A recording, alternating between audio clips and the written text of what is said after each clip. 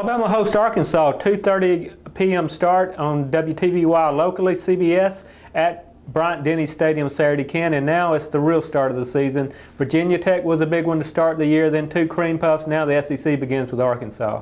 That's right. It should be really interesting to see Arkansas's prolific offense matched up against Nick Saban's defense. Ryan Mallett, of course, the story for Arkansas at quarterback, the transfer from Michigan, and he's got a terrific arm. He throws it all over the field. I don't know if you've had a chance to watch him any. I've just seen some on TV, but man, he can really gun it. And the Tide secondary will really be challenged with this guy.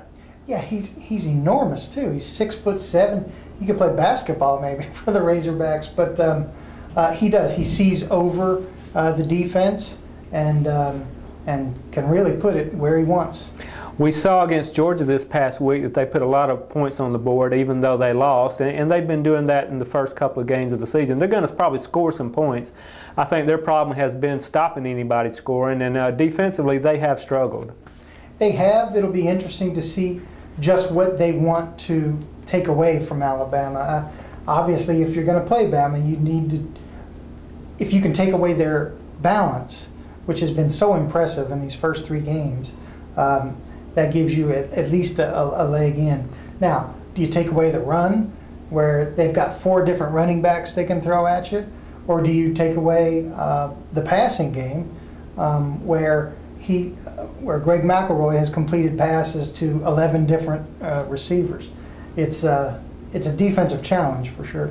I think you bring up a good point, because Alabama has been, so consistent doing both. I mean, they can pass the ball when they need to, they can run the ball, they can pound it at you.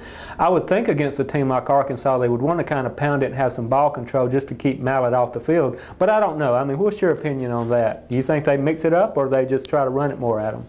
I think they'll have to mix it up, because I think if you're Arkansas, you have no choice but to stop that run, make him beat you, and probably make somebody other than Julio Jones beat you. Again, Julio coming back from injury, but he's still Julio. So those are, that sledgehammer running game and the deep threat from Julio Jones are two things that you can't let Alabama beat you with, because it's so dangerous. Of course, you've been to the first 3 games, you've been to practice, you see McElroy work. How much have you just seen him even progress over the first 3 weeks? It's confidence.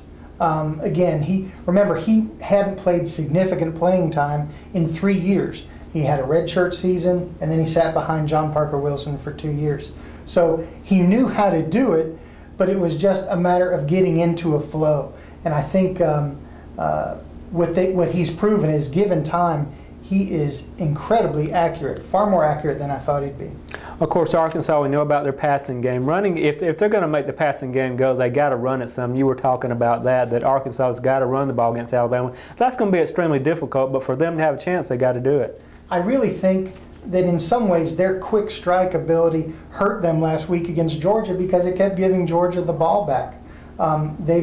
They haven't done a good job of shortening games, which, if it's going your way, that's one thing, but if it's kind of going against you a little bit, you really need to keep Alabama's offense off the field and shorten the game just a little bit. I think it's a great match of wits when you got Bobby Petrino, very offensive-minded, and then Nick Saban, very defensive-minded. Those are 2 great coaches going head-to-head. That's going to be a fun matchup to watch, only because neither guy is going to have everything go his way all the way.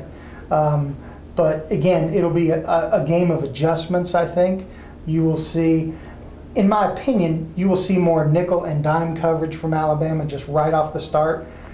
Maybe make Arkansas prove it can run. Now, if Arkansas can do that, and they have a fine running back in Michael Smith, if Arkansas can establish some kind of run and force Alabama to put an extra guy in the box, that creates more opportunity for Mallett to maybe find an open receiver. I'm not completely sold yet on Alabama's corners or cover people. Okay, it's Alabama and Arkansas Saturday at 2:30 at Bryant-Denny.